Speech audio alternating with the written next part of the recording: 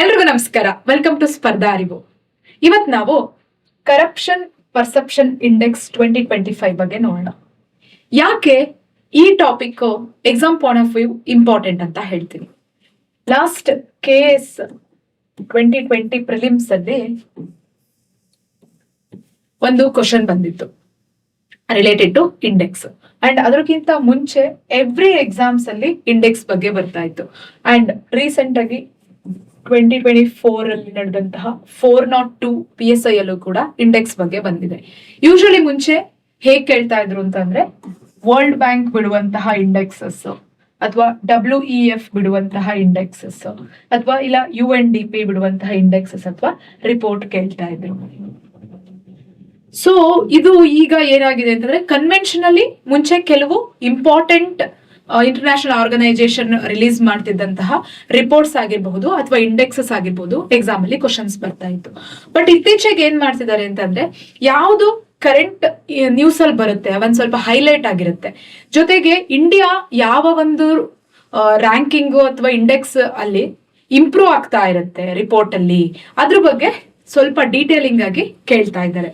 So ಈ ಒಂದು corruption perception index ನ ಬಿಡುವಂತಹ ಒಂದು ಆರ್ಗನೈಸೇಷನ್ ಟ್ರಾನ್ಸ್ಪರೆನ್ಸಿ ಇಂಟರ್ನ್ಯಾಷನಲ್ ಅನ್ನುವಂತಹ ಒಂದು ಆರ್ಗನೈಸೇಷನ್. ಸೊ ಇವಾಗ ನಾವು ನೋಡ್ತಾ ಹೋಗೋಣ ಯಾವ ಯಾವ ಒಂದು ಪ್ಯಾರಾಮೀಟರ್ಸ್ ಇದರಲ್ಲಿ ಬಳಸ್ತಾರೆ, ಜೊತೆಗೆ ಇಂಡಿಯಾದು ರ್ಯಾಂಕಿಂಗ್ ಎಷ್ಟಿದೆ, ಇಂಡಿಯಾದು ranking compare to neighbour countries compare ಮಾಡಿದ್ರೆ ಕಮ್ಮಿ ಇದೆಯಾ ಜಾಸ್ತಿ ಇದೆಯಾ. ಬಿಕಾಸ್ ಒಂದು ಕ್ವಶನ್ ಅಲ್ಲಿ ಮುಂಚೆ ಇಂಡಿಯಾದು ರ್ಯಾಂಕಿಂಗ್ ಎಷ್ಟು ಅಂತ ಮಾತ್ರ ಬರ್ತಿತ್ತು. ಬಟ್ ಇವಾಗ ಏನ್ ಮಾಡ್ತಾರೆ ಅಂದ್ರೆ ಟ್ವಿಸ್ಟ್ ಮಾಡಿ ಅದೇ ಒಂದು ಕಂಪ್ಲೀಟ್ ಇನ್ಫಾರ್ಮೇಶನ್ ನ 4 ಅಥವಾ 3 ಪಾಯಿಂಟ್ ಕೊಟ್ಬಿಟ್ಟು ಓನ್ಲಿ 1, ಓನ್ಲಿ 2, ಓನ್ಲಿ 3 ಅಥವಾ ಆಲ್ ಆಫ್ ದಿ ಅಬೋವ್. ಈಗ ಕ್ವಶನ್ ಪ್ಯಾಟರ್ನ್ ಚೇಂಜ್ ಆಗೋದ್ರಿಂದ ನಾವು ಸ್ವಲ್ಪ ಯಾವುದೇ ಟಾಪಿಕ್ ತಗೊಂಡ್ರು ಕೂಡ ಸ್ವಲ್ಪ ಡೆಪ್ತ್ ಆಗಿ ಓದ್ಬೇಕಾಗಿದೆ. ಕರಪ್ಷನ್ ಇಂಡೆಕ್ಸ್ ಅಲ್ಲಿ ಗೊತ್ತಾಗ್ತಿರೋದು ಏನಂತಂದ್ರೆ ಇದು ಗ್ಲೋಬಲಿ ಡಿಕ್ಲೈನ್ ಆಗಿದೆ. 0.50 ಕಮ್ಮಿ ಅಂದ್ರೆ ಅರೌಂಡ್ ಗ್ಲೋಬಲ್ ಆವರೇಜ್ 42 ಪಾಯಿಂಟ್ಸ್. ಇವಾಗ ಗ್ಲೋಬಲ್ ಆವರೇಜ್ ಅಂದ್ರೆ more than 122 countries out of 182 countries scored below 50. So ಇದ್ರ ಅರ್ಥ ಏನಂತಂದ್ರೆ ಗ್ಲೋಬಲಿ ಕರಪ್ಷನ್ಸ್ ಜಾಸ್ತಿ ಆಗ್ತಾ ಇದೆ ಅಂತ. ಸೊ ಇದ್ರದ್ದು ಪಾಯಿಂಟ್ 42ಗೆ ರೆಡ್ಯೂಸ್ ಆಗಿದೆ. Only few countries, only 5 countries above 80 ಇದೆ. ಅಬೋವ್ 80 ಓನ್ಲಿ 5 ಕಂಟ್ರೀಸ್ ಇದೆ. ಅದು Denmark, Finland, Singapore, New Zealand and Norway. ಇದು ಕೂಡ ಎಕ್ಸಾಮ್ ಅಲ್ಲಿ ಕ್ವಶನ್ ಆಗುವಂತ ಸಾಧ್ಯತೆ ಇದೆ. ಟಾಪ್ 3 ಕಂಟ್ರೀಸ್ ಯಾವುದು ಮತ್ತೆ ಬಾಟಮ್ 3 ಕಂಟ್ರೀಸ್ ಯಾವುದು, ಇಂಡಿಯಾದು ರ್ಯಾಂಕಿಂಗ್ ಎಷ್ಟು, ಪಾಕಿಸ್ತಾನದ ರ್ಯಾಂಕಿಂಗ್ ಎಷ್ಟು, ನೇಪಾಳದ ರ್ಯಾಂಕಿಂಗ್ ಎಷ್ಟು.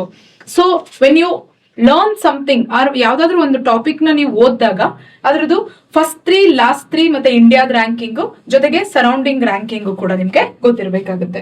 ಟಾಪ್ ಪರ್ಫಾರ್ಮರ್ಸ್ ನ ನೋಡೋಣ. Top and bottom performer. Highest rank Denmark, ಇದು 8th ಕಾನ್ಸಿಕ್ಯೂಟಿವ್ ಇಯರ್ ಅಲ್ಲಿ ಅಬೋವ್ 80 ಸ್ಕೋರ್ ಮಾಡಿ first rank. Then followed by Finland, Singapore, New Zealand and Norway. These 5 countries 80 points ಮೇಲೆ ಸ್ಕೋರ್ ಮಾಡಿದೆ. ಸೊ ನಿಮ್ಗೆ ಇವಾಗ ಟಾಪ್ 5 ಗೊತ್ತಾದ್ಮೇಲೆ you should know bottom 3 or 4. ಯಾಕಂದ್ರೆ ಎಕ್ಸಾಮ್ ಅಲ್ಲಿ ಬಾಟಮ್ ಯಾವುದು ಅಂತಾನು ಕೂಡ ಒಂದು ಸ್ಟೇಟ್ಮೆಂಟ್ ಅಲ್ಲಿ ಕೇಳುವ ಸಾಧ್ಯತೆ ಹೆಚ್ಚಿರುತ್ತೆ. ಸೊಮಾಲಿಯಾ ಅಂಡ್ ಸೌತ್ ಸುಡಾನ್ ಇವು ಬಾಟಮ್ ಪೊಸಿಷನ್ ನ ಶೇರ್ ಮಾಡುತ್ತೆ. The score is only 9 out of 100. They have scored only 9. ಇದಾದ್ಮೇಲೆ democracy, fully democracy average 71, flawed democracies 47 points. So ಇದ್ರಲ್ಲಿ ನೋಡಿ ಡೆಮೋಕ್ರಸೀಸ್ದು ಆವರೇಜ್ ಸ್ಕೋರ್ ಬಂದ್ಬಿಟ್ಟು 71 ಇದೆ. ಅಂಡ್ ಕ್ವಾಸಿ ಡೆಮೋಕ್ರಸಿ ಇರುವಂತಹದ್ದು 47 ಬಂದಿದೆ ಟೋಟಲ್ ಪಾಯಿಂಟ್ಸ್. ಸೊ ಇವಾಗ ನಾವು ತಿಳ್ಕೊಬೇಕಾಗಿರೋದು ಏನಂತಂದ್ರೆ ಆರ್ಗನೈಸ್ಡ್ ಆಗಿರುವಂತಹ ಕಂಟ್ರಿಗಳಲ್ಲಿ ಸ್ಕೋರು 80 ಬಂದಿದೆ. ಈ ಆಫ್ರಿಕನ್ ಕಂಟ್ರೀಸ್ ನೋಡಿ, ಸೊಮಾಲಿಯಾ ಅಂಡ್ ಸೌತ್ ಸುಡಾನ್ ಕೇವಲ 9. ಎಕ್ಸಾಮ್ ಅಲ್ಲಿ ಅವರು ಡೈರೆಕ್ಟ್ ಆಗಿ ಸ್ಕೋರ್ ಎಷ್ಟು ಅಂತ ಕೇಳದೆ ಇರಬಹುದು ಔಟ್ ಆಫ್ 100. ಬಟ್ ನಿಮಗ್ ಗೊತ್ತಿರ್ಬೇಕು ಯಾಕೆ ಸೊಮಾಲಿಯಾ ಮತ್ತೆ ಸೌತ್ ಸುಡಾನು, ವೆನೆನ್ಜುಲಾ ಎಲ್ಲ ಕಮ್ಮಿ ಬಂದಿದೆ ಅಂತ. ಇಲ್ಲೆಲ್ಲವೂ ಕೂಡ ಪ್ರತಿ ವರ್ಷನೂ ಏನಾದ್ರೂ ಒಂದು ಸ್ಕ್ಯಾಮ್ಸ್ ಆಗ್ತಾ ಇರುತ್ತೆ. ಗೌರ್ಮೆಂಟ್ ಅಲ್ಲಿರೋ ಜನರಿಗೆ ಬೇಸಿಕ್ ನೆಸೆಸಿಟೀಸ್ನು ಕೂಡ ಪ್ರೊವೈಡ್ ಮಾಡಕ್ ಆಗ್ತಾ ಇಲ್ಲ.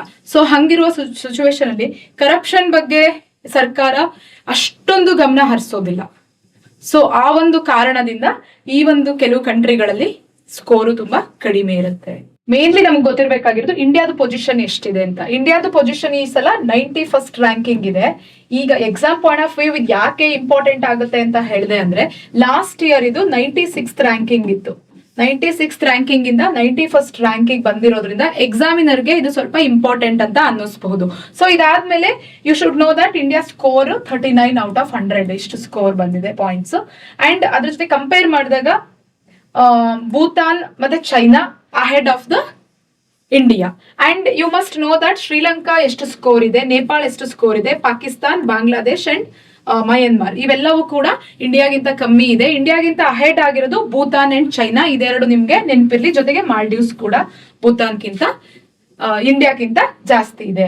ಸೊ ಇಲ್ಲಿ ನಿಮ್ಗೆ 91st ranking is very important. And ಇದರಲ್ಲಿ ಎಕ್ಸಾಮ್ ಅಲ್ಲಿ ಏನ್ ಕೇಳ್ಬೋದು ಅಂದ್ರೆ, ಲಾಸ್ಟ್ ಇಯರ್ ಗಿಂತ ಈ ವರ್ಷ ಇಂಪ್ರೂವ್ ಆಗಿದ್ಯಾ ಕರಪ್ಷನ್ ಪರ್ಸೆಪ್ಷನ್ ಇಂಡೆಕ್ಸ್, ಇಂಪ್ರೂವ್ ಆಗಿದೆ ಅಥವಾ ಇಂಪ್ರೂವ್ ಆಗಿಲ್ಲ ಅಂತ ಹೇಳು ಕೂಡ ಒಂದು ಸ್ಟೇಟ್ಮೆಂಟ್ ಕೊಡ್ಬೋದು. ಅವಾಗ ನಿಮ್ಗೆ 91st ರ್ಯಾಂಕ್ ಈ ವರ್ಷ 2025 ಅಲ್ಲಿ ಬಂದಿದೆ, 96th ಲಾಸ್ಟ್ 2024 ರ್ಯಾಂಕಿಂಗ್ ಅಂತ ನಿಮ್ಗೆ ನಾಲೆಜ್ ಇದ್ರೆ ಆ ಒಂದು ಸ್ಟೇಟ್ಮೆಂಟ್ ನ ನೀವು ಕರೆಕ್ಟ್ ಮಾಡಬಹುದು. ಮೇನ್ಲಿ ಒಂದು ಕರಪ್ಷನ್ಗೆ ರೂಟ್ ಕಾಸಸ್ ಏನಿರುತ್ತೆ, ಯಾವ್ದ ಒಂದು ಇವಾಗ ಕರಪ್ಷನ್ ಆಗ್ಬೇಕು ಅಂತಂದ್ರೆ ಅದಕ್ಕೆ ಯಾವ ಕಾರಣಗಳಿರುತ್ತಲ್ವಾ, ಏನೇನ್ ಕಾರಣ ಅಂತಂದ್ರೆ ವೀಕ್ ಜಸ್ಟಿಸ್. ಎಲ್ಲಿ ಜಸ್ಟಿಸ್ ಅಥವಾ ನ್ಯಾಯ ವೀಕ್ ಆಗಿರುತ್ತೋ ಆ ಒಂದು ಪ್ರದೇಶದಲ್ಲಿ ಕರಪ್ಷನ್ ಜಾಸ್ತಿ ಇರುತ್ತೆ. ಮತ್ತೆ ಪೊಲಿಟಿಕಲ್ ಇನ್ಫ್ಲೂಯೆನ್ಸ್, ಇವಾಗ ಯಾವುದೇ ಒಂದು ಕೆಲಸಗಳಾಗಬೇಕು ಅಥವಾ ಯಾವುದೇ ಒಂದು ತಪ್ಪು, for example law and order ನ ಫಾಲೋ ಮಾಡದೇ ಇದ್ದಾಗ ಪೊಲಿಟಿಕಲ್ ಇನ್ಫ್ಲೂಯೆನ್ಸ್ ಬಂದ್ರೆ ಅಲ್ಲೂ ಕೂಡ ಕರಪ್ಷನ್ ಆಗುತ್ತೆ. ಅದಾದ್ಮೇಲೆ ನೆಕ್ಸ್ಟ್ ಫಿನಾನ್ಷಿಯಲ್ ಮಿಸ್ಮ್ಯಾನೇಜ್ಮೆಂಟ್, ಇವಾಗ ಯಾವ್ದಾದ್ರು ಒಂದು ಕೆಲಸಕ್ಕೆ ಇಷ್ಟು ಫಂಡ್ ಅಂತ ಬಂದಿರುತ್ತೆ, ಆ ಫಂಡ್ ಅನ್ನ ಕರೆಕ್ಟ್ ಆಗಿ ಯೂಸ್ ಮಾಡ್ಕೊಳ್ದೆ ಇರುವಂತ ಸಂದರ್ಭದಲ್ಲೂ ಕೂಡ ಕರಪ್ಷನ್ ಆಗುತ್ತೆ. ಕೊನೆಗೆ ಶ್ರಿಂಕಿಂಗ್ ಸಿವಿಕ್ ಸ್ಪೇಸ್, ಎಲ್ಲಿ ಜನ ಒಂದು ಪ್ರತಿಯೊಂದಕ್ಕೂ ಕೂಡ ದುಡ್ಡು ಕೊಟ್ರೆ ನಮ್ ಕೆಲಸ ಆಗುತ್ತೆ ಅಂತ ಒಂದು ಮನೋಭಾವನೆ ಬರುತ್ತಲ್ವಾ, ಅಂತಹ ಪ್ರದೇಶದಲ್ಲೂ ಕೂಡ ಮೇಜರ್ ಆಗಿ ಕರಪ್ಷನ್ ಆಗುತ್ತೆ. So this is all about the corruption, ಹೇಗೆ ಕರಪ್ಷನ್ ಕಾಸ್ ಆಗುತ್ತೆ ಅಥವಾ ಬೇಸಿಕ್ ರೂಟ್ ಕಾಸಸ್ ಏನು ಕರಪ್ಷನ್ಗೆ ಅಂತ. ಇತ್ತೀಚೆಗೆ ಎಕ್ಸಾಮಿನರು ಯಾವ ಆರ್ಗನೈಸೇಷನ್ ಬಿಟ್ಟಿದೆ ಅಂತ ಕೇಳ್ದಲ್ದೆ ಅದ್ರದ್ದು ಸ್ವಲ್ಪ ಡೀಟೇಲಿಂಗ್ ಆಗಿ ಹೆಡ್ ಕ್ವಾರ್ಟರ್ಸ್ ಎಲ್ಲಿದೆ, ಯಾವಾಗ ಸ್ಥಾಪನೆ ಆಯ್ತು ಅಂತನೂ ಕೂಡ ಕ್ವಶನ್ ಅನ್ನ ಕೇಳ್ತಾ ಇದ್ದಾರೆ. ಸೊ ಟ್ರಾನ್ಸ್ಪರೆನ್ಸಿ ಇಂಟರ್ನ್ಯಾಷನಲ್ ಇದೊಂದು ಆರ್ಗನೈಸೇಷನ್ ಫೌಂಡೆಡ್ ಇನ್ 1993 ಅಲ್ಲಿ ಇದು ಫಾರ್ಮ್ ಆಯ್ತು. ಇದು ನಿಮಗೆ ಗೊತ್ತಿರಬೇಕು, ಮೇಜರ್ 1993 1993 ಫಾರ್ಮ್ ಆಯ್ತು. ಮತ್ತೆ ಹೆಡ್ ಕ್ವಾರ್ಟರ್ಸ್ ಇರುವುದು ಜರ್ಮನಿಯ ಬರ್ಲಿನ್. ಇದೆರಡು ನಿಮ್ಗೆ ಮೇಜರ್ ಆಗಿ ಗೊತ್ತಿರಬೇಕು. 1993 ಅಲ್ಲಿ ಸ್ಥಾಪನೆ ಆಯ್ತು. ಬರ್ಲಿನ್ ಜರ್ಮನಿಯಲ್ಲಿರುವಂತಹ ಬರ್ಲಿನ್ ನಲ್ಲಿ ಇದು ಲೊಕೇಟ್ ಆಗಿದೆ. ಮೇಜರ್ ಪರ್ಪಸ್ ಏನು ಈ ಒಂದು ಟ್ರಾನ್ಸ್ಪರೆನ್ಸಿ ಇಂಟರ್ನ್ಯಾಷನಲ್ ಅಂತಂದ್ರೆ, ಕಂಬ್ಯಾಟಿಂಗ್ ದ ಕರಪ್ಷನ್ ವರ್ಲ್ಡ್ ವೈಡ್. ಇವಾಗ ವರ್ಲ್ಡ್ ವೈಡ್ ಕರಪ್ಷನ್ ನ ಕಂಬ್ಯಾಟ್ ಮಾಡಕ್ಕೆ ಇದು ಒಂದು ಹೆಜ್ಜೆಯನ್ನು ಇಟ್ಟಿದೆ.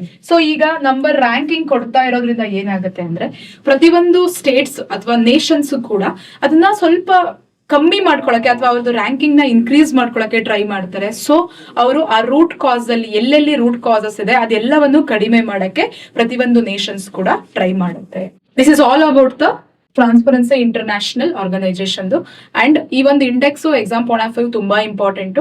ಸೊ 96th ಇಂದ 91st ರ್ಯಾಂಕಿಂಗ್ ಗೆ ಇಂಡಿಯಾದು ರೆಡ್ಯೂಸ್ ಆಗಿದೆ. ಅಂಡ್ ನಿಮ್ಗೆ ಗೊತ್ತಿರಬೇಕು, ಸರೌಂಡಿಂಗ್ ಕಂಟ್ರೀಸ್ ಅಲ್ಲಿ ಇಂಡಿಯಾದು ಕಮ್ಮಿ ಇದೆಯೋ ಅಥವಾ ಜಾಸ್ತಿ ಇದೆಯೋ, ಬಿಕಾಸ್ ಕಂಪೇರ್ ಮಾಡಿ ಒಂದು ಸ್ಟೇಟ್ಮೆಂಟ್ ಕೊಟ್ಟಾಗ you can answer that. So this is all about the corruption perception index 2025. So ಇದನ್ನ ಸ್ವಲ್ಪ ಸ್ಮಾಲ್ ನೋಟ್ಸ್ ಮಾಡ್ಕೊಳ್ಳಿ, ಎಕ್ಸಾಮ್ ಟೈಮಲ್ಲಿ ನಿಮಗೆ ರಿವೈಸ್ ಮಾಡಕ್ಕೆ ಹೆಲ್ಪ್ ಆಗುತ್ತೆ. Thank you one and all.